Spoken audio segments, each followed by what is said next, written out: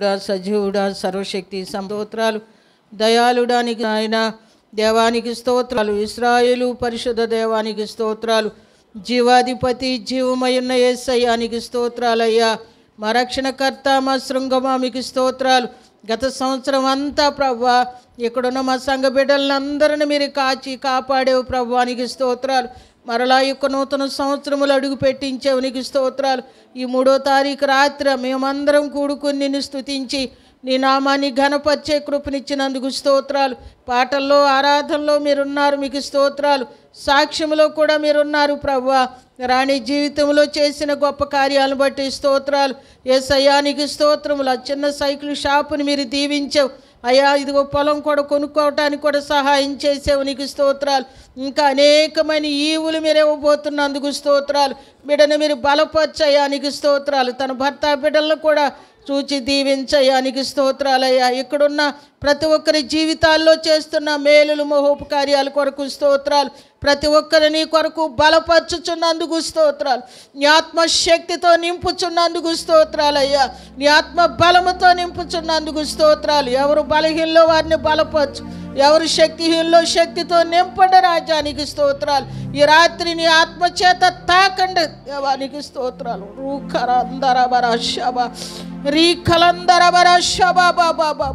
తాకు పరిశుద్ధాత్ముడానికి స్తోత్రాలు. నీ పరిశుద్ధాత్మ జీవనది ఇక్కడ మీరు ప్రవహిస్తున్నందుకు స్తోత్రాలయ్యా. రోగులైన వారిని కూడా మీరు ముట్టి బాగు చేస్తున్నందుకు స్తోత్రాలు. విడుదల స్వస్థత మీరు ఇస్తున్నందుకు స్తోత్రాలు. ఈ గ్రామాన్ని కూడా మీరు ప్రేమిస్తున్నందుకు స్తోత్రాలు. ఈ గ్రామాన్ని నాయన మీరు రక్షిస్తున్నందుకు స్తోత్రాలు. మీరు సంచరిస్తున్నందుకు స్తోత్రాలు. నీ మహిమ నీ వెలుగు ఇక్కడ ప్రకాశింపచేస్తున్నందుకు స్తోత్రాలు. ఇక్కడున్న మా సంఘం అనేక సంఘాలకి దీవెనకరముగా మీరు ఉంచుతున్నందుకు స్తోత్రాలు. మీరు ఫలింపచేసి అభివృద్ధి చేస్తున్నందుకు స్తోత్రాలు. నూతన వ్యక్తులు సంఘములో చేర్చుచున్నందుకు స్తోత్రాలు. పరిశుద్ధాత్ముడ రండి అయ్యా నీకు స్తోత్రాలు. అభిషేక్తులని దాసులు నిలవబడి మాట్లాడుచుండగా అభిషేకముతో నింపయ్యా. మాట్లాడుచుండగా అనేక మంది హృదయాలు తెరవబడాలయ్యా. మాట్లాడుచుండగా అనేక మంది హృదయాలు కట్టబడాలి ప్రభువానికి స్తోత్రాలు.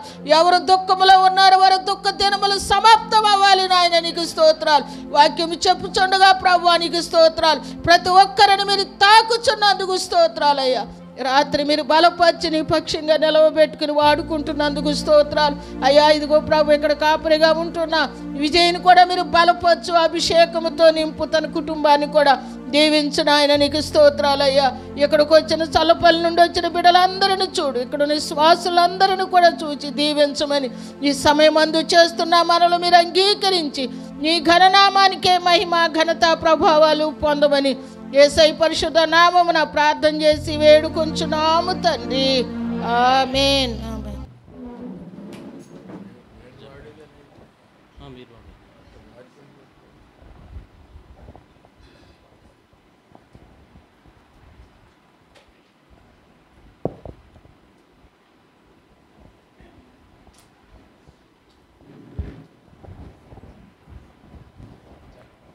ప్రభువును మహాదేవుడైన యేసుక్రీస్తు వారి పరిశుద్ధ నామంలో మీ అందరికీ 2025 నూతన సంవత్సర శుభాకాంక్షలు తెలియజేస్తున్నాను. హల్లెలూయా. అప్పుడే 3 రోజులు గతించిపోయింది ఆశ్చర్యంగా. మనల్ని దేవుడు గడిచిన సంవత్సరం అంతా కాపాడి ఓ కొత్త సంవత్సరాన్ని చూడడానికి అవకాశం కల్పించారు. మరి ఇంతకుముందే రాణి సాక్ష్యం చెప్పినట్టుగా దేవుని మహాకృప. మరి అమ్మగారికి విజయ్కి అర్థమైందో లేదో కానీ సైకిల్ షాపుని మోటార్ సైకిల్ షాప్గా దేవుడు మార్చాడు. సైకిల్ షాపులో కాదు, ఇప్పుడు ఇక సైకిల్ షాప్ను దేవుడు అప్గ్రేడ్ చేశాడు అనమాట. మోటార్ సైకిల్ మెకానిజం సామానంతా సగం రేటుకి ఇప్పించాడంట. వాళ్ళు అక్కడ ఎత్తేసుకోవడం, వీళ్ళు ఇక్కడ దాన్ని స్టార్ట్ చేయడం ఒకే సమయంలో ఆశీర్వాదంగా జరిగింది. హల్లెలూయా. పొలం కొనుక్కోవడానికి కూడా దేవుడు కృప చేపాడు. చిన్నప్పుడు ఈ పిల్ల రాణి, అయ్యా మా ఊరంటే అయ్యగారికి చిన్న చూపు అయ్యా, ఇది చిన్న సంఘమైన అయ్యగారు మా దగ్గర రావట్లేదయ్యా, అని నన్ను గురించి ఎక్కులు చెప్పేది దేవుడికి. నేను వదిలేసానా మిమ్మల్ని? చిన్న సంఘం అని వదిలేసానా? అంటే ఆ అమ్మాయికి ఆశ, అయ్యగారు వస్తే మంచిది, వారు రావట్లేదు దూరం నుంచి. తర్వాత బైబిల్ ట్రైనింగ్ కూడా అయింది మన దగ్గర 1 సంవత్సరం. వాళ్ళ అక్క కవిత కూడా ట్రైనింగ్ అయింది. దేవుడు చాలా మంచివాడు, ఆయన కృప కలిగిన వాడు. దేవునికి స్తోత్రం. మరి ఇక్కడ అమ్మాజీ కూడా ట్రైనింగ్ అయింది, జోసఫ్ వాళ్ళ పెద్ద చెల్లెలు. ఇక్కడ ఆడపిల్లలు ట్రైనింగ్ అయ్యారు చక్క. అనిత బైబిల్ ట్రైనింగ్ అవ్వలేదు, కానీ మన దగ్గర కొన్ని నెలలుండి మన బైబిల్ కాలేజీలోనే ఆవిడ అప్పుడు కోచింగ్ తీసుకుందనమాట, బీటెక్ కోచింగ్. అలాగే ప్రతి విషయంలో కూడా మరి గ్రామంతో ఇక్కడున్న పరిశుద్ధులతో అవినాభావ సంబంధం ఉంది. దేవునికి మహిమ కలుగును గాక. విజయ్ చెప్పాడు, భోజనాలు తొందరగా ముగించాలి. అయితే పెట్టేసుకోండి అయ్యా అన్న నేను. అంటే అట్ట కాదు, మళ్ళీ వీళ్ళు రావాలంట వచ్చాడు. సరే, భోజనం అంటే ఎవరికైనా తినాలని ఆశ ఉంటుంది. నాకు కూడా తినాలని ఆశ ఉంది. సాయంత్రం టిఫిన్ కూడా చేయలే, మీకంటే ఎక్కువ నాకే ఆకలి అవుతుంది అసలు. అంచేత నేనేమి మిమ్మల్ని ఎక్కువసేపు కూర్చోబెట్టను. Praise the lord. ఒక చిన్న పల్లవి పాడుకుందాం. హల్లెలూయా. భజింతుము నిన్ను జగదీశ శ్రీ యేసమా రక్షణకర్త. భజింతుము నిన్ను జగదీశ శ్రీ యేసమా రక్షణకర్త. శరణు మా దేవ యెహోవా మహిమాన్విత చిరజీవనిధి. శరణు మా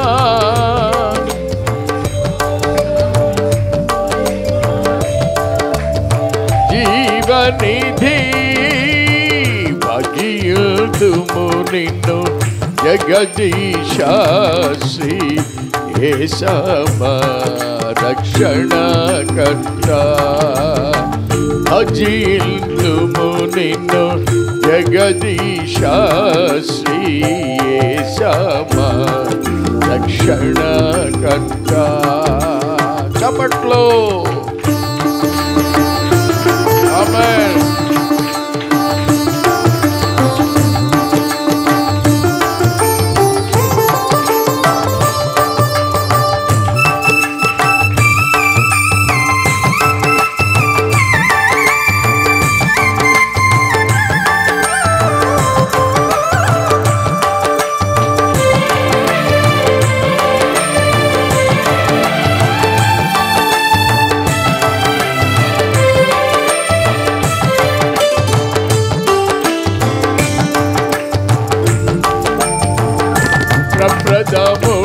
మరి కడపటివాడా మృతుడై బ్రతికిన నిరత నివాసి.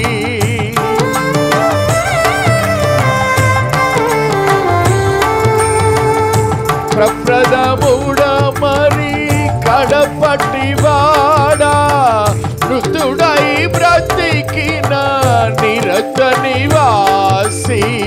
నీ భజనయే మా జీవాధారో చేకొను మా స్తుతి ధూపం.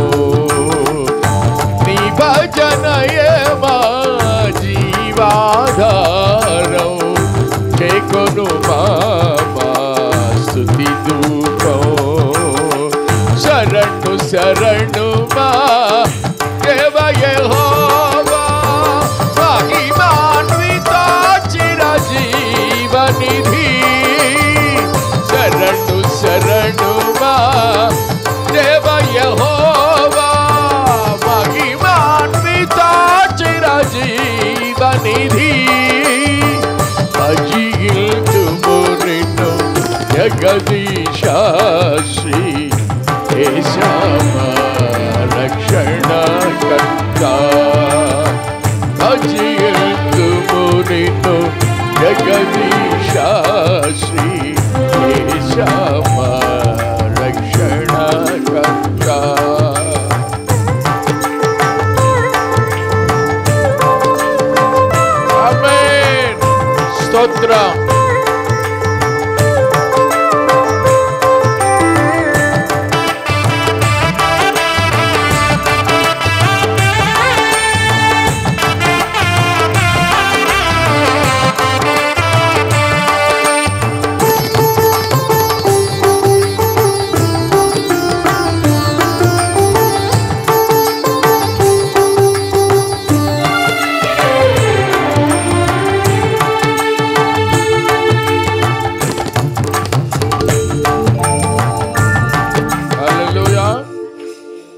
మధ్యలో పాడతాను నేను. అయితే మీకు క్యాలెండర్ పరిచయం చేయాలి. మన హోలీ ఫైర్ క్యాలెండర్ మరి చాలామందికి తెలీదు. చాలా శ్రేష్టమైనటువంటి క్యాలెండర్ ఒకటి మనం కలిగి ఉన్నాం. చక్కని వాక్యాలు. యెహోవా నీ మీద తన సన్నిధి కాంతి ఉదయింపచేసి నీకు సమాధానము కలుగు చేయునుగాక. ఇంకొక పేపర్ తిప్పు.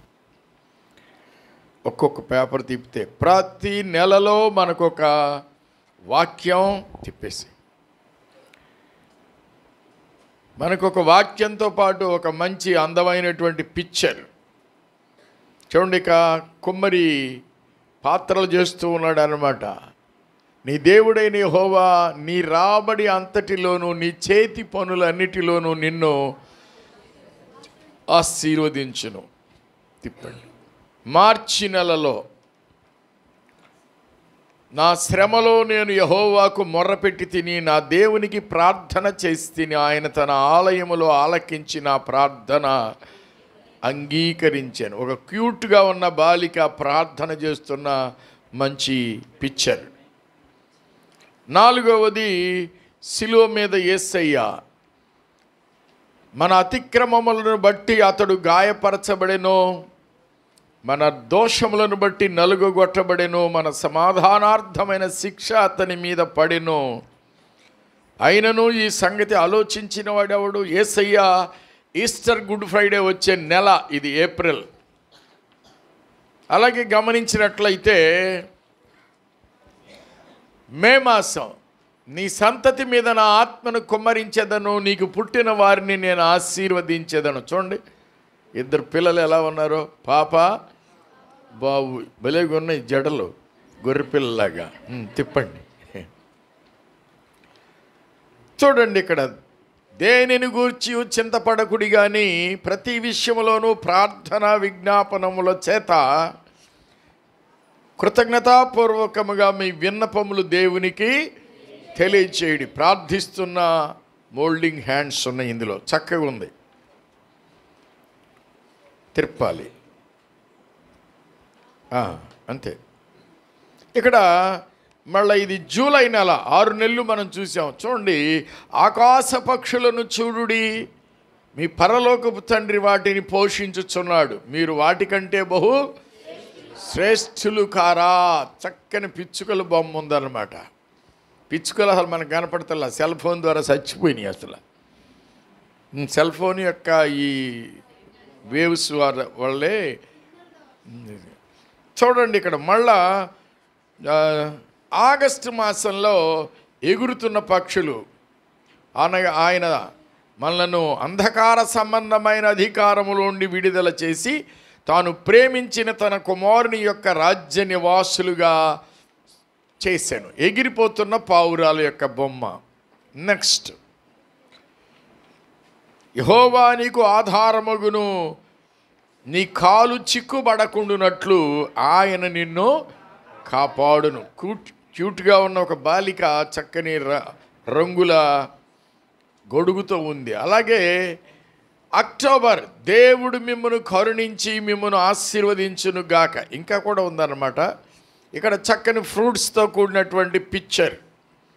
బైబిల్ గ్రంథాన్ని చదువుతున్న ఒక పిక్చర్. ఉపదేశమును విడిచిపెట్టక డాష్ డాష్, దాన్ని పట్టుకొని ఉండి నువ్వు దీర్ఘాయుష్మంతుడు వగుదు. అలాగే మనకి డిసెంబర్ మాసములో మనకు శిశువు పుట్టెను, మనకు కుమారుడు అనుగ్రహించబడెను. ఇదే వాక్యాన్ని మొన్న వచ్చినప్పుడు నేను చెప్పడం జరిగింది. క్రిస్మస్ 25వ తేదీ రాత్రి ఇక్కడికి వచ్చాము. మళ్ళీ 10 రోజులకే రావడానికి కృప దయచేశారు.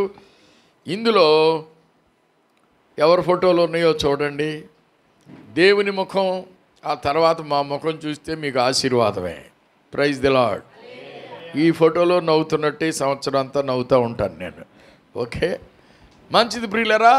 ఇంత పెద్ద క్యాలెండర్, ప్రతి నెలలో ఒక పిక్చర్ వాక్యం ఉన్న క్యాలెండర్ కేవలం 50 రూపాయలకి ఇవ్వబడుతుంది. నాకు అది ప్రింట్ అయ్యి వచ్చిందే 50 రూపాయలకి. రూపాయి లాభం లేకుండా దాన్ని మీకు అప్పగిస్తూ ఉన్నాం. ప్రతి ఇంట్లో కూడా ఈ విజయ్ అన్నాడు, అయ్యా నాకు ఒక 100 ఇవ్వండి, నేను నమ్మకంగా ఇస్తానని. అట్లా కుదరదన్నా నేను. ఎందుకంటే అక్కడ నేను డబ్బులు కట్టాలి, ఇంకా కనీసం 10,000 కట్టాల్సింది ఉంది. 10,000 పైనే కట్టాలి. అంచేత రేపిస్తా మాపిస్తా అని అడిగించడం నాకు ఇష్టం లేదు. ఈ కూటమి అయిన తర్వాత కావాల్సిన వాళ్ళు డబ్బులు ఇచ్చి తీసుకోండి, నేను అక్కడికి డబ్బులు పంపాలి వాళ్ళకి. అంచేత రేపిస్తా ఇచ్చిన తర్వాత మళ్ళీ అడగడం ఇవన్నీ మాకు తలకనిప్పుగా భావిస్తున్నాం. అంచేత కావాలనుకుంటే మీకు నెక్స్ట్ ఇవాళ ఏమో శుక్రవారం కదా, ఆదివారం కూడా మీకు ఉండొచ్చు. అంతవరకే, ఇంకా లేవు. ఈ సంవత్సరం తక్కువ వేయించాం. ఎవరికాళ్ళు 100 మంది ఉన్నోళ్ళు 50 మంది ఉన్నోళ్ళు కూడా క్యాలెండర్ వేసుకుంటున్నారు. అందుకని ఇప్పటికే చాలా క్యాలెండర్లు అయిపోయినాయి. కావలసిన వాళ్ళు 1 అయినా 2 అయినా తీసుకోండి, తర్వాత మళ్ళీ ప్రింటింగ్ ఉండదు. చాలా అందమైన వాక్యానుసారమైన క్యాలెండర్ మీకు ఉండడం మంచి. పెద్ద చర్చిలో కూడా చెప్పాలని నేను టైం లేక చెప్పలా. ప్రైజ్ ది లార్డ్, హల్లెలూయా. భజిల్తుము నిన్ను జగదీశా శ్రీ యేసమా రక్షణకర్త. ఆశగా ఉన్నది యేసు, ఆశగా ఉన్నది, ఆశగా ఉన్నది యేసు, ఆశగా ఉన్నది. నిన్ను కలవాలని, నీలో నిలవాలని, నీతో నడవాలని. నిన్ను కలవాలని, నీలో నిలవాలని, నీతో నడవాలని. ఆశగా ఉన్నది యేసు, ఆశగా ఉన్నది, ఆశగా ఉన్నది యేసు, ఆశగా. హెబ్బెకు రేవులో యాకోబు వలె తెల్లవారులు నీతో గడపాలని. హెబ్బెకు రేవులో యాకోబు వలె తెల్లవారులు నీతో గడపాలని. పౌలు శీల వలె పాటలు పాడి, పౌలు శీల వలె పాటలు పాడి, నిన్ను నేను స్తుతించాలని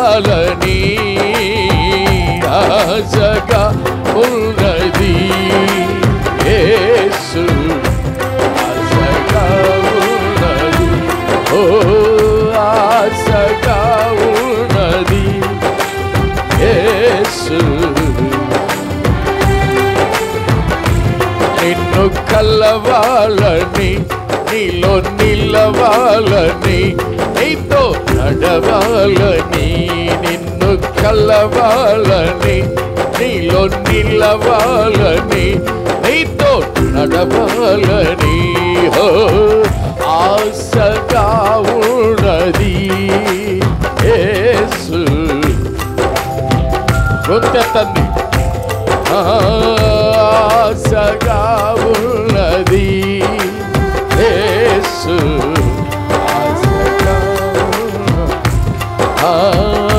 ఆశగా ఉన్నది యేసు, ఆశగా. హల్లెలూయా. సంవత్సర కాలమంతా మరి రాత్రులు కానీ పగళ్ళు కానీ విసుగకుండా, ఈ రోడ్డు అసౌకర్యంగా ఉన్నా మీ మధ్యకు వచ్చి సేవ చేసినటువంటి దైవజనుడు విజయ్ కుమార్ని చప్పట్లతో మనం అభినందనలు తెలియచేద్దాం. ఇంకా చురుగ్గా ఆయన దేవుని సేవలో కొనసాగాలి అని, తన భార్యను కూడా వెంట పెట్టుకొని కొనసాగాలని. ప్రస్తుతానికి ఆవిడ ప్రైవేట్గా ఏదో కొంత జాబ్ చేస్తుంది అవసరాన్ని బట్టి. ఆ తర్వాత అయినా పూర్తి టైం వాళ్ళిద్దరు కలిసి దేవుల్లో కొనసాగాలని. అలాగే ఇశ్రాయేలు కూడా చాలాసార్లు అసౌకర్యంగా ఉన్న వచ్చి ఆయన హృదయ మారా స్తుతులు చెల్లించేవాడు. ఆయన కొరకు కూడా ఒకసారి చప్పట్లు కొట్టి అభినందన తెలియచేద్దాం. హల్లెలూయా, ప్రైజ్ ది లార్డ్. ఎంత ధన్యులు మీరు. ఒక చక్కని మందిరం, ఒక మంచి దైవ సేవకుడు మీకున్నారు. ఈ సేవ ఇంకా ముందుకు వెళ్ళాలంటే మీ సపోర్ట్ చాలా అవసరం. ఈ రాత్రి నేను ఒక వాక్యాన్ని జ్ఞాపకం చేస్తాను. బైబిల్ చెప్తోంది, కొరింథీయులకు రాసిన పత్రికలో ఉంది, అది మీరు చదువుకోవచ్చు. నేను వచ్చిన చెప్పను, మీరే చెప్పండి నాకు. కాగా ఎవడైనను క్రీస్తునందున్న ఎడల వాడు నూతన సృష్టి, పాతవి గతించెను, సమస్తమును క్రొత్తవాయెను. ప్రేమగల తండ్రి, ఈ వచనం ద్వారా నీ ప్రజల్ని దర్శించండి. యేసు నామమున అడుగుచున్నాము తండ్రి, ఆమేన్. ఎవడైనా క్రీస్తునందున్నట్లయితే ఎక్కడ ఉండాలి? క్రీస్తు లోపల ఉండాలి. క్రీస్తు బయట అద్భుతాలు జరగవు. యేసు క్రీస్తు మనల్ని రక్షించడానికి పరలోకం నుండి వచ్చిన దేవకుమారుడు. ఆయనే నిజమైన దేవుడు, నిత్య జీవమై ఉన్నాడు. క్రీస్తులోకి రాకముందు, క్రీస్తులో నువ్వు నిలబడకముందు నీ జీవితం పాత జీవితం, నీ బుద్ధి పాత బుద్ధి, నీ బుద్ధి రోత బుద్ధి, వ్యర్థమైన ఆలోచనలు, వ్యర్థమైన చూపులు, వ్యర్థమైన నడవడిక, పాత జీవితం అంతరించాలి. సంవత్సరాలు మారడం కాదు, పేజీ తిప్పినట్టుగా సంవత్సరం గడిచిపోయింది, కానీ నీ జీవితంలో నూతనత్వం ఏమైనా వచ్చిందా? నీ మాటల్లో మార్పు ఏమైనా వచ్చిందా? నీ ఆలోచనల్లో మార్పు ఏమైనా వచ్చిందా? నీ విధానాల్లో ఏమైనా మార్పు వచ్చిందా? నీ జీవితంలో ఏదైనా మార్పు అనేది నీకు కనబడిందా? లేకపోతే నీ బట్టలు మార్చుకున్నావు, కొత్త వేసుకున్నావు, లేకపోతే ఇంటికి రంగులు వేసుకున్నావు, లేకపోతే చర్చిని అలంకరించుకున్నావు, ఇంటి మీద సిరీస్ దండలు వేసుకున్నావు, ఇంటి మీద ఒక స్టార్ కట్టుకున్నావు. ఇవన్నీ చేసినా నీ జీవితంలో మార్పు లేకపోతే మొత్తం జీరో. కానీ ఇక్కడ అద్భుతం ఏంటంటే, ఎవడైనా క్రీస్తునందుంటే, క్రీస్తులోని ఉంటే, క్రీస్తు ద్వారానే ట్రాన్స్ఫర్మేషన్ జరుగుతుంది జీవితం. హల్లెలూయా. రూపాంతరం జరుగుతుంది నీ జీవితంలో. నీలో ఉన్న దుష్టబుద్ధులన్నీ పోయి మంచి బుద్ధులు వస్తాయి. నీలో ఉన్న చింతలు, విచారాలన్నీ తీసివేయబడి సంతోషము, సమాధానం నీ ఇంట్లో ఏలుబడి చేస్తాయి.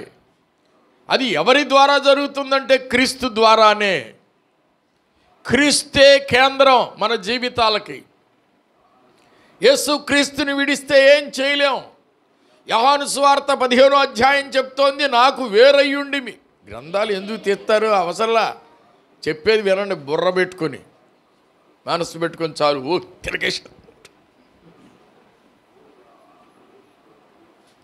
తిరగేసి బైబిళ్ళన్నీ నలిగిపోతున్నాయి తప్పితే హృదయం నలగట్లా. Praise the lord.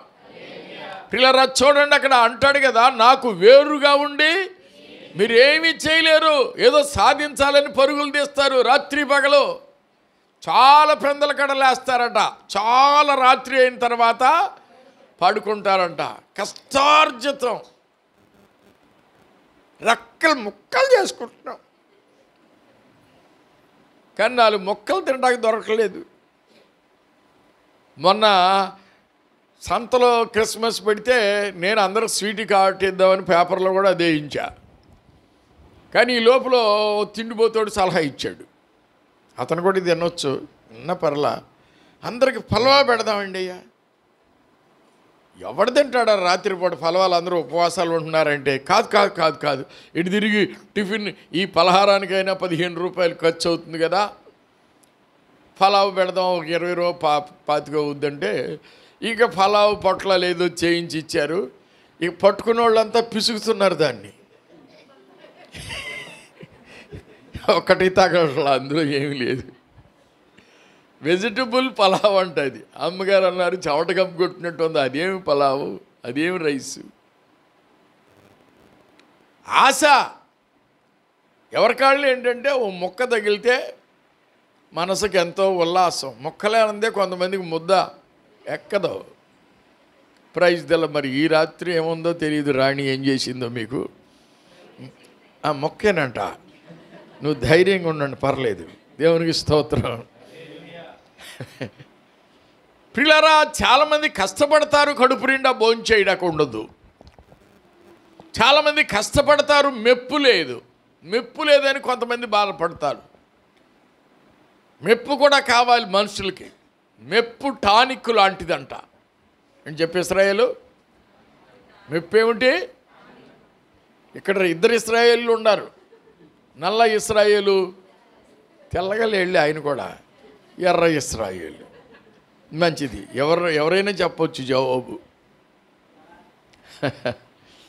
చూడండి ప్రియులారా, మెప్పు అవసరమే. మెప్పు తగుమాత్రంగా ఉంటే టానిక్ లాగా ఉపయోగపడుతుంది. అది మెప్పు ఎక్కువైపోయింది అనుకో, మొలక చెట్టు ఎక్కేస్తుంది. అది ఇక ఇబ్బంది.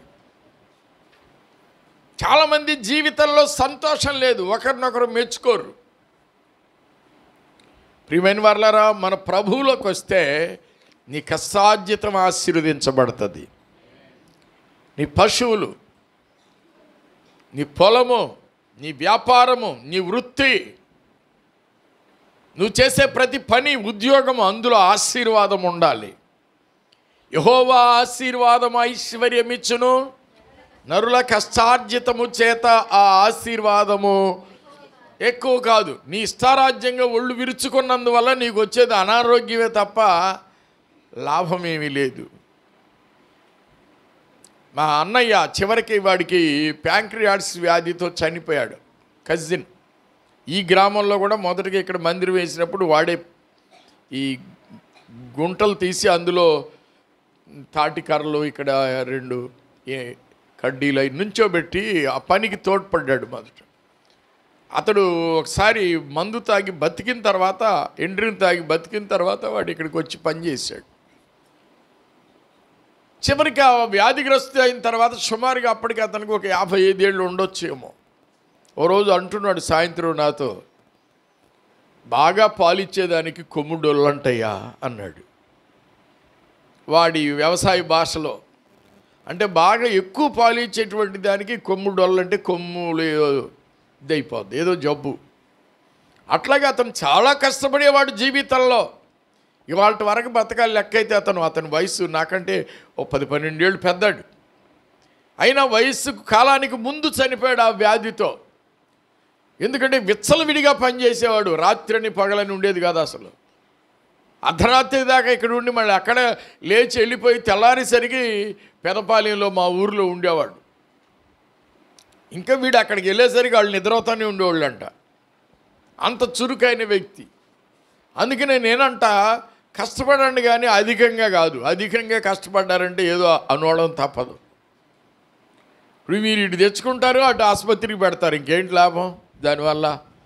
తగుమాత్రంగా పనిచేయండి ఎవరైనా సరే. ఇంకో రూపాయి వస్తుందని ఇంకెక్కువ తాపత్రయపడి గుండెప్పి వచ్చి ఆ మొహం ఆ పొలంలోనే పెట్టి చచ్చిపోయిన వాళ్ళు ఉన్నారు.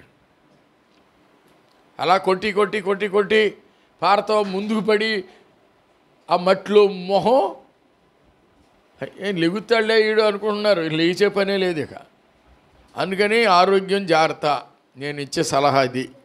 పని చేసుకోండి కానీ ఎక్కువ కానీకండి. అది దాన్ని తగినంత వరకు పని చేయండి. సోమరులుగా ఉండమని నేను చెప్పడం కాదు, కానీ ఎక్స్ట్రా వర్క్ కూడా మీకు ఎక్స్ట్రా స్ట్రెస్ అయిపోయి దాని ద్వారా గుండె పొచ్చి టామ్. ఆ తర్వాత అయ్యగారు మాట్లాడుతున్నా మా ఊడు ఇంకెక్కడ మాట్లాడతాడు, వాడికి ఓవర్లోడ్ అయిపోయింది. బండి అయినా ఓవర్లోడ్ లాగుద్దా? మిక్సీ ఉంటుంది మీ ఇంట్లో, ఆడవాళ్ళకి తెలుసుగా. మిక్సీలో దిట్టంగా ఎత్తారు తొందరగా అయిపోద్దని. అది ఇక గుర్ర అనాల్సిందల్లా కింద పెట్టి దాని బటన్ నొక్కుతూ ఉంటారు, ఇక లోడ్ బటన్. అట్టగే చాలామంది పని అయినా తిండి అయినా లోడ్ బటన్ పడేదాకా ఉండకూడదు. ఇప్పుడు వరకు నేను హెల్తీగా ఉన్నానంటే కారణం లోడ్ బటన్ నాకు అక్కర్లా. ఎంతవరకు లోడో అంతవరకే. దేవునికి స్తోత్రం. ఓవర్లోడ్ వేసుకోకూడదు, అర్థమైందా? హలో, పని గురించి చెప్తున్నా, ఈ రాత్రి బోధనొద్దని చెప్పట్లా. ఓవర్లోడ్ అనేది ఎప్పుడైనా ప్రమాదం.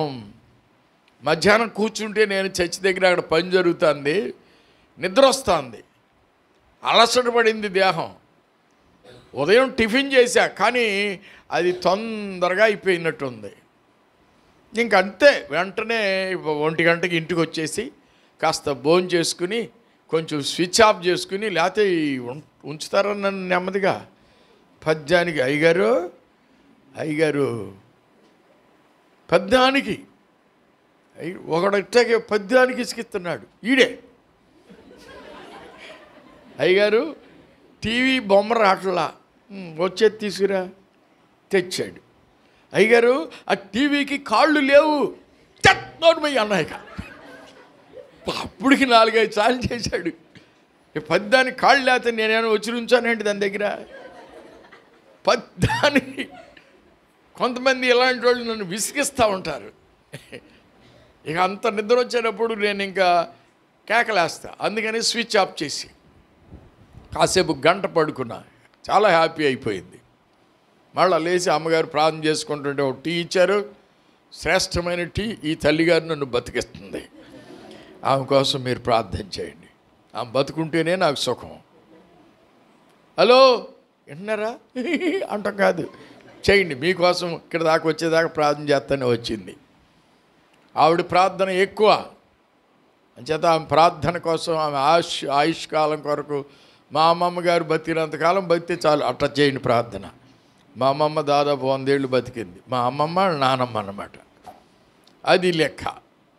నేను కొత్తగా సేవలోకి వచ్చినప్పుడు ఈడేమో తెల్లగుండేది, నేనేమో ఇంకా నల్లగుండోడిని. ఆహా, ఎక్కడి నుంచో కొట్టుకొచ్చాడు, ఏ బాపనోళ్ళ అమ్మాయినే కొట్టుకొచ్చాడు అని చెప్పుకునేవాళ్ళు అందరూ. కొట్టుకు రాలేదురా బాబు, మా మేనమామ గారు అమ్మాయి అంటే ఇన్నేవాళ్ళు కాదే. Praise the lord. నాకు ఇచ్చారు, నేను తెచ్చుకోలేదు. Praise the lord. ప్రియమైన దేవుని బిడ్డలారా, ఇంతవరకు మేము అన్యోన్యంగా కాపురం చేయడానికి అవకాశం ఇచ్చాడు. మా పిల్లలు దేవుని దయ, రెండోది మీ అందరి చల్లని చూపు, ప్రార్థన మమ్మల్ని కాపాడుతూ వస్తున్నాయి. ఇక ముందు కూడా మీరు మమ్మల్ని ప్రేమిస్తూ ప్రార్థిస్తూ ప్రోత్సహించండి, ఇంకా ఎక్కువ సేవ చేస్తాం. దేవునికి స్తోత్రం. ఏదేమైనా పొలంలోంచి వెళ్ళిపోయే టైం వచ్చిందంటే శకాబిక చేయరు మీరు. మేము కూడా మహా అయితే 10 ఏళ్ళు, ఈ 10 ఏళ్ళు చురుగ్గా సేవ చేయాలి. దేవునికి స్తోత్రం. అంతేగాని చేసింది ఎక్కువ అని నేను ఎప్పుడు అనుకోను. చేసింది తక్కువ, చేయవలసింది చాలా ఎక్కువ. దేవునికి మహిమ కలుగును గాక. అసలు యొక్క అంశంలోకి వచ్చేస్తున్నాను నేను. ఎవడైనా క్రీస్తునందుంటే, ఎక్కడుంటే క్రీస్తులోనే ఉండాలి. నువ్వు నమ్మానంటే కాదు, క్రీస్తు లోపల ఉన్నావా లేదా, క్రీస్తు నీలో ఉన్నాడా లేదా, నీ ఆలోచనలు క్రీస్తులోనే ఉండాలి, నీ నిర్ణయాలు క్రీస్తునందే ఉండాలి. ఎవడైనా పెళ్లి చేసుకుంటే క్రీస్తునందే చేసుకోవాలి.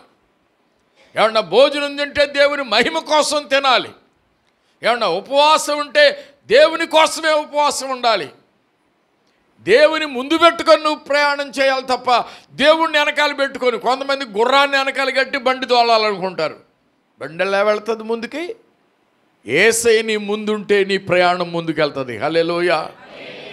యేసుతో కూడా నువ్వు సాగిపోవాలి. నీ వ్యవసాయానికి ముందు యేసయ్య ఉండాలి. ఇస్సాకు ప్రార్థన చేసి ఆ సంవత్సరం విత్తనం వేస్తే అది 100 అంతలుగా ఫలించింది. ప్రార్థనాపూర్వకంగా నువ్వు పని చేయాలి. కొంతమంది ఆదివారం వెళ్ళిపోతారు పొలంలోకి. అయ్యగారు విత్తనం ప్రార్థన చేయి అంటున్నాడు మొన్న ఒకడు. ఆదివారం ఇదేంట్రా అన్నా నేను. ఆ అమ్మాయి ఫోన్లోంచి చేశాడు. ఈ పిల్ల ఏమో అనుకున్న విశ్వాసి. ఆదివారం ఏంటమ్మాయి అంటేను, నాకు తెలియదు అయ్యగారు, నా ఫోన్ తీసుకెళ్ళి అందుట్లోంచి చేశాడు మా ఆయన. చేస్తుంటాడు, నేనైతే చెప్పలా. అందరు తప్పించుకుంది ఆవిడ.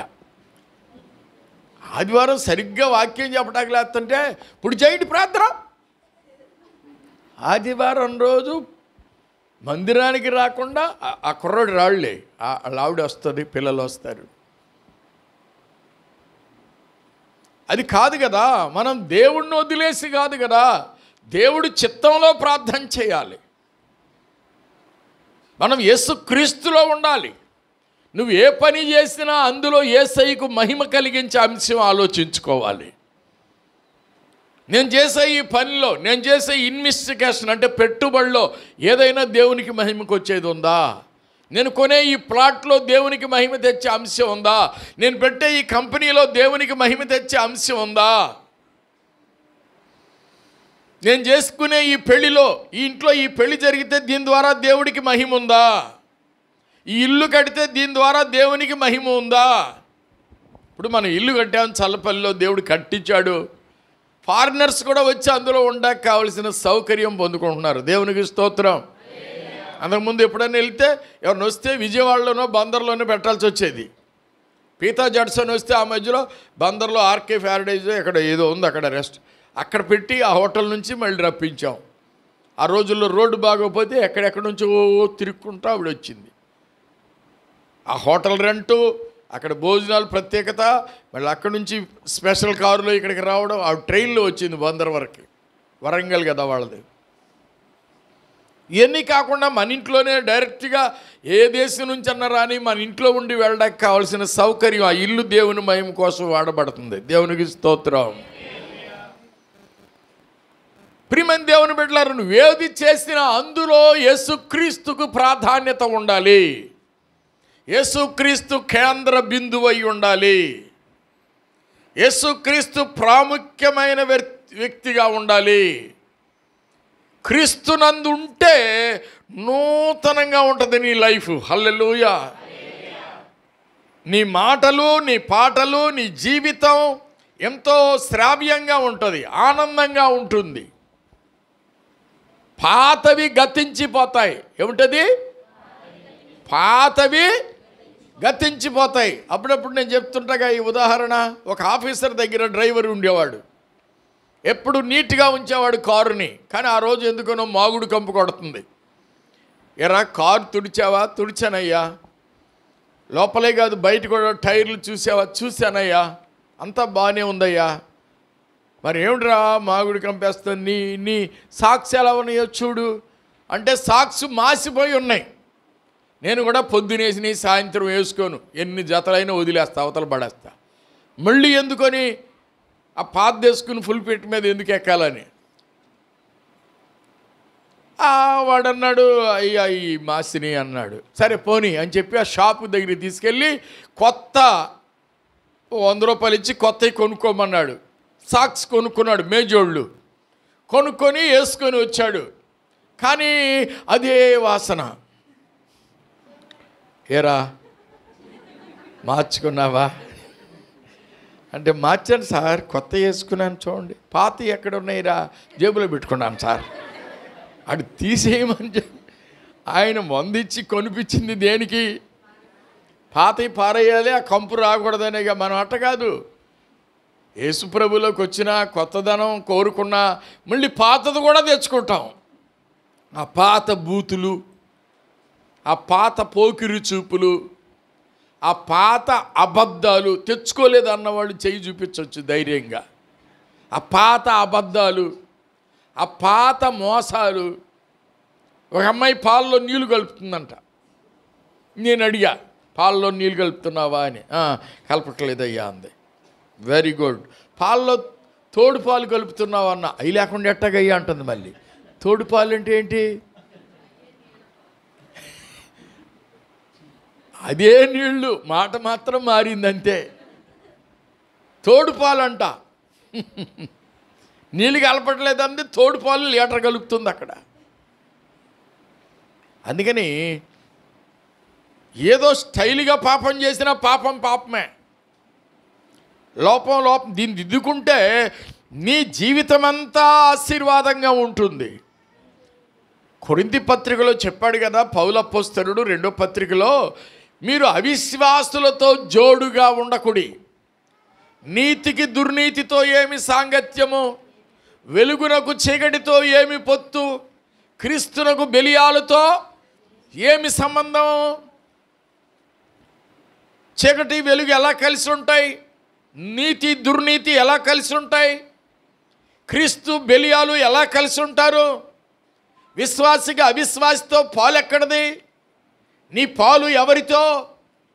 నువ్వు దేవుని పరిశుద్ధుల విందులోనూ ఉండి త్రాగుబోతుల విందులో కూడా ఉంటే నీ ప్రత్యేకత ఏమిటి? అసలు చాలామందికి ప్రత్యేకత తెలియదు.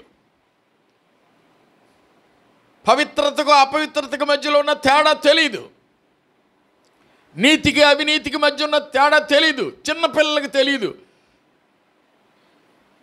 నేను చిన్నపిల్లాడికి ఉన్నప్పుడు మా పెద్దమ్మగారు ఒక బుట్టెడు పంచదారలాగా ఉంది, అదేదో పట్టుకొచ్చేసి అక్కడ పెట్టింది పొలాన. నేను అనుకున్నాను ఇది పంచదార అనుకున్నా, నాకు తెలియదుగా, ఒక 5 ఏళ్ళు ఉంటాయేమో. వెంటనే ఇది చూసి దొరకగానే దొరికిందని 2 జేబుల నిండా పోసుకున్నా. మళ్ళీ ఒక గుప్పెడు తీసుకుని నోట్లో పెట్టుకున్నా. ఇక చూసుకో, అది యూరియా, పంచదారలాగా ఉంది. పంచదార అనుకున్నాను నేను. నోరంతా తిమ్మిరిగా అదోలాగా అయిపోయింది. తూ తూ తూ తూ అని ఊసేసి కడుక్కున్న పొట్లా. అంటే ఆ పంచదారకి ఆ యూరియాకి తేడా నాకు తెలియదు. అంతకంటే మొదక సామెత చెప్పలేక ఇది చెప్పాక. ప్రియమైన వారలారా, జాగ్రత్త. ఆ మంచికి చెడుకి తేడా తెలియకపోతే నువ్వేం విశ్వాసి అసలు? క్రీస్తునందు ఉండడం అంటే అదేనండి. అబద్ధానికి దూరంగా ఉండాలండి క్రైస్తవుడు. నష్టం వచ్చినా పర్లేదండి, మోసానికి దూరంగా ఉండాలండి. 97 రూపాయలని 100 రూపాయలని చెప్పకూడదండి, 97 అనే చెప్పాలి. 99 రూపాయలని 1 రూపాయేగా అనకూడదండి, 100ని చెప్పకూడదండి. మనం అబద్ధం లేకుండా ఉంటే దేవుడు దీవించడం మొదలు పెడతాడు కొత్తగా. అది నీ వ్యవసాయంలో కావచ్చు, వ్యాపారంలో కావచ్చు, చేతి పనిలో కావచ్చు, ఇంకో పనిలో కావచ్చు. విశ్వాసి నువ్వు లోకస్తుల్లాగా ఉండడానికి వీల్లేదు. ప్రత్యేకించబడిన జీవితం మనకు ఉండాలి. క్రీస్తునందు ఉండడం అంటే లోకంలో ఉన్నట్టు కాదు. లోకస్తులకి నీకు మధ్యలో తేడా ఉండాలి ఖచ్చితంగా. నేను ప్రత్యేకంగా ఉండడానికి ఒక నిర్ణయం చేసుకున్నాను దేవుడితో. లోకంలో నేను కలిసిపోకూడదు. ఒక సేవకుడు చేయకూడని పనులేవి నేను చేయకూడదు. దేవుని కొరకే నా జీవితం స్టిక్కాన్ అయిపోయి ఉండాలి. ఒకరోజు మేము బైబిల్ కాలేజ్ చదివేటప్పుడు ఆ రోజు పరీక్ష కోసం రెడీ అవుతున్నాం. ఆ రోజే పరీక్ష, ఆ రోజు డ్యూటీ పడింది. పాస్టరల్ రూములో మేము సేవ చేయాలి. అంటే వాళ్ళకి భోజనం పెట్టడం, వాళ్ళ బట్టలు ఉతకడం, వాళ్ళ బాత్రూమ్కి నీళ్లు పెట్టడం, ఇవన్నీ చేయాలి.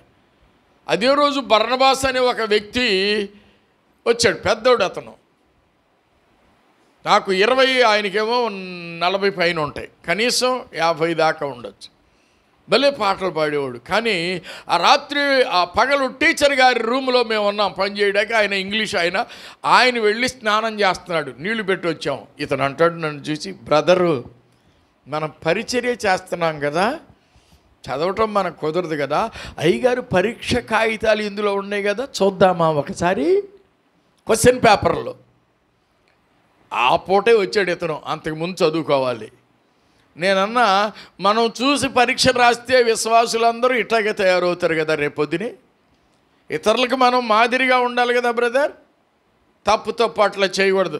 ఏమీ లేదు, చూసి అట్లా పెట్టేద్దాం. మళ్ళీ దేవుడు చూస్తున్నాడు బ్రదర్ అన్నాను నేను. నోరు మూసుకున్నాడు. ఇక అంతకుముందు చదివి ఉన్నది రాస్తాం, అంతేగాని దొంగచాటు రాతలు రాయడానికి మనం లోక సంబంధులువా? ఏం నేర్పిస్తావు రేపు పొద్దున? ఒకరోజు బైబిల్ తీసుకుని వెళ్ళిపోతున్నాడు సాయంత్రం పూట స్పీడ్గా. ఎందుకంటే ఎగిరి పాడతాడు పాటలు. ఎగిరి చెబుతాడు ఉద్యోగంగా. మా ప్రిన్సిపల్ గారు అతని యొక్క లెక్కలు చూశాడంట. ఇది అతని మార్కుల లిస్ట్ చూస్తే అంత బొగల. ఒకసారి ఇడ్రా అని పిలిచాడు ఆయన.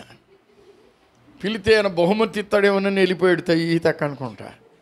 ఆ పక్కనే చూశాడంట చీపిరి కట్ట ఒకటి, ఈనల చీపిరి ఇంతలా ఉందంట. పట్టుకుని ఆయన కోపం వస్తే బీపీ తగ్గదనమాట. కొట్టి కొట్టి కొట్టి కొట్టి పుల్ల ఒకటి కూడా లేకుండా ఇరగొట్టి, వెనక్కెళ్ళు, చదువుకో సరిగ్గా. వచ్చి నువ్వు చదువుకోటాక ప్రసంగాలు చేయటాక ఎగేసుకుంటూ వెళ్ళిపోతున్నావే ఎలా అనేసరికి, అంటే బాగు చేసేవాడే మంచి మంచి పాటలు పాడితే అసలు ఆగడు. ఇచ్చట స్ప్రింగ్ ఉన్న కాళ్ళలాగా ఎగురుతూ ఉంటాడు. మరి ఇక్కడ ఏమైంది? అది ఈ పరీక్ష రాసినప్పుడు ఏమైంది ఆ భక్తి? ఇక్కడ దొంగగా రాసుకోవచ్చా? దొంగరాతలు రాయొచ్చా, దొంగ పనులు చేయొచ్చా, మనుషులు చూడకుండా ఉన్నప్పుడు ఏ పనైనా చేయొచ్చా, మనుషులు చూస్తారని భయం తప్ప దేవుడంటే భయం లేదా నీకు? క్రీస్తులో ఉండడం అంటే దైవ భయం కలిగి ఉండడం, క్రీస్తులో ఉండడం అంటే నీతి కలిగి ఉండడం, క్రీస్తులో ఉండడం అంటే భక్తి కలిగి ఉండడం. మనుషులు ఉన్నా లేకపోయినా సరే దేవుడు ఆయన ఉన్నాడు మనకి. దేవునికి స్తోత్రం. ఎవడైనా క్రీస్తునందున్న ఎడల వాడు నూతన సృష్టి, పాతవి గతించెను, అన్నీ కొత్త అయిపోతాయి. దేవునికి స్తోత్రం. నీ ఆలోచన, నీ మాట, నీ ప్రవర్తన అప్పుడు అన్నిట్లో దీవెన వచ్చేస్తుంది నీకు. నూతన సంవత్సరంలో దీవెన రావాలంటే క్రీస్తునందు నీవు ఉండాలి, క్రీస్తు మాటలు నీ గుండెల్లో ఉండాలి, క్రీస్తు మన జీవితానికి కేంద్ర బిందువుగా ఉండాలి. దేవుడెట్టి భాగ్యం మనకిచ్చును గాక. ప్రార్థన చేసుకుందామా? తండ్రి, నిజంగా క్రీస్తునందు నేను ఉండాలయ్యా. ఏదో పేరుకు మాత్రం క్రైస్తవుడిగా కాదయ్యా, పేరు మార్చుకోవటం కాదయ్యా, నా తీరు మార్చుకుంటానయ్యా, నీకు ఇష్టడుగా బ్రతుకుతానయ్యా, నీకు ఇష్టాలుగా బ్రతుకుతానయ్యా, ప్రియమైన జీవితం జీవిస్తాను ప్రభు అని ఎవరికి వాళ్ళు ప్రార్థన చేసుకోండి. చెయ్యి, ప్రార్థన చేసుకో. ఈ వాక్యం అనంతరం నీకు ఆలోచన రావాలి ఏంటంటే, నేను క్రీస్తు బిడ్డగా బతకాలి, ఆయనకి వేరుగా ఉండి నేనేమీ చేయలేను. నా మాట, నా ఆలోచన, నా ప్రవర్తన టోటల్గా క్రీస్తులోనే ఉండాలి. నీతోనే ఉండుటయే జీవిత వాంఛయ్యా. రే కూర్చోరా, కూర్చో. నీ చిత్తం నెరవేర్చుటయే హృదయ తపనయ్యా. నీతోనే ఉండుటయే జీవిత వాంఛయ్యా. నీ చిత్తం నెరవేర్చుటయే హృదయ తపనయ్యా. యేసయ్యా నిన్నే కదా నా ముందు నిలిపేను. యేసయ్యా నిన్నే కదా నా ముందు నిలిపేను. నీతోనే ఉండుటయే జీవిత వాంఛయ్యా. నీ చిత్తం నెరవేర్చుటయే హృదయ. సమయంలో జీవన్ కుమార్ వాక్య ఫలింపు కొరకు క్లుప్తముగా ప్రార్థిస్తాడు. స్తుతులు స్తుతులు స్తుతులు. నీ ఘనమైన నామాన్ని బట్టి వందనాలు స్తోత్రాలు చెల్లిస్తూ ఉన్నాం ప్రభువా. కాగా ఎవడైనను క్రీస్తునందు ఉన్న ఎడల వాడు నూతన సృష్టి అని ప్రభువా మా ఆత్మీయ తండ్రి గారిని మీరు నిలబెట్టుకొని మా అందరితో ఈ రాత్రికాల సమయంలో మాట్లాడినందుకు స్తోత్రాలు. పాతవి గతించెను, సమస్తమును క్రొత్తవాగినట్లు ప్రభువా. గతించిన సంవత్సరము వలె ప్రభువా మా పాత జీవితం అంతా ప్రభువా నీకు స్తోత్రాలు. గతించి ప్రభువా నూతనమైనటువంటి ప్రభువా నీలో అంటుకట్టబడినటువంటి జీవితాలు, నీలో ఫలభరితమైనటువంటి జీవితాలు, నీ వాక్యానుసారమైనటువంటి జీవితాలు మేము కలిగి ఉండడానికి సహాయం చేయండి. ఈ వాక్యాన్ని ప్రభువా నూరంతలుగా ఫలింపచేయమని ప్రార్థన చేస్తూ ఉన్నాం. ఇక్కడ కూడి ఉన్న మా అందరికీ మీరు ప్రభువా అయా నీ కృపల ద్వారా, నీ దీవెనల ద్వారా నీ వాక్యము ప్రభువా మాలో ఫలించినట్లు ఈ రాత్రికాల సమయాన్ని ప్రభువా మాకు ఆశీర్వదించినందుకు స్తోత్రాలు. మా కొరకు మీరు దీవించినందుకు స్తోత్రాలు. మీరు మాతో మాట్లాడినందుకు స్తోత్రాలు. మమ్మల్ని బలపరిచినందుకు స్తోత్రాలు ప్రభువా. క్రొత్తదైన నీరు ప్రభువా మమ్మల్ని త్రాకినందుకు స్తోత్రాలు తండ్రి. నీకు వందనాలు. నూరంతల ఫలభరితమైన జీవితము కూడి ఉన్న మా అందరికీ మీరు అనుగ్రహించమని, నీ నామ మహిమార్థమై నీ నామాన్ని హెచ్చించే విధంగా, గణపరిచే విధంగా, గొప్ప చేసే విధంగా మేమందరం ఉండునట్లు సహాయం చేయమని, కూడి ఉన్నటువంటి ప్రభువా ప్రజల్ని ప్రభువా అయా తండ్రి మీలో ఒంటరైనడు వంటివాడు వాడు ప్రభువా బలమైనట్టి జనమగునన్నట్లు తండ్రి నీకు స్తోత్రాలు. ఒక్కొక్కరు ప్రభువా తండ్రి బలమైన జనముగా మారడానికి, అనేక మందికి, వేవేల మందికి ఆశీర్వాదకరమైన వ్యక్తులుగా మారడానికి సహాయం చేయండి ప్రభువా. కొద్ది స్థితి కాదు, గొప్ప స్థితి ప్రతి వారు కలిగి ఉండడానికి సహాయం చేయండి. నీ వలన ఆశీర్వదించబడినటువంటి వారు ధన్యులు అని రాయబడినట్లు ప్రభువా, మేము నీ నామములో దీవించబడాలి, నీ నామములో అభివృద్ధి చెందాలి. నీవు లేకుండా మాకు ఏదీ కలగలేదయ్యా. కలిగి ఉన్నది ఏది ప్రభువా నీ నామ మహిమ వలనే మాకు అనుగ్రహించినందుకు మీకు మరొకసారి కృతజ్ఞతాస్తుతులు చెల్లిస్తూ ఉన్నాం ప్రభువా. నీ నామములో 30 100 మా జీవితాలు ఆశీర్వాదకరంగా ఉండునట్లు సహాయము చేయమని ఈ వాక్యాన్ని మా అందరి హృదయాల్లో ఫలింపజేసి మీ గొప్ప నామానికి మహిమ తెచ్చుకొనమని మా ఆత్మీయ తల్లిదండ్రులను దీవించండి. ఇక్కడ సేవ చేస్తున్నట్టు మీ దైవ సేవకుని కూడా, వారి కుటుంబాన్ని ప్రభువా, ఈ సంఘాన్ని కూడా ప్రత్యేకమైన రీతిలో మీరు ఆశీర్వదించి దీవించమని, నూతనమైన దీవెనలతో మీ నామ మహిమార్థమై కప్పి మీ గొప్ప నామానికే మహిమ ఘనత ప్రభావాలు తెచ్చుకోమని యేసుక్రీస్తు వారి అతి శ్రేష్టమైన ఘనమైన ఉన్నతమైన నామములో ప్రార్థన చేసి స్తుతించి వేడుకొనుచున్నాము తండ్రి.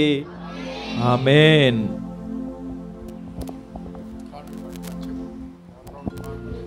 మనందరం కూడా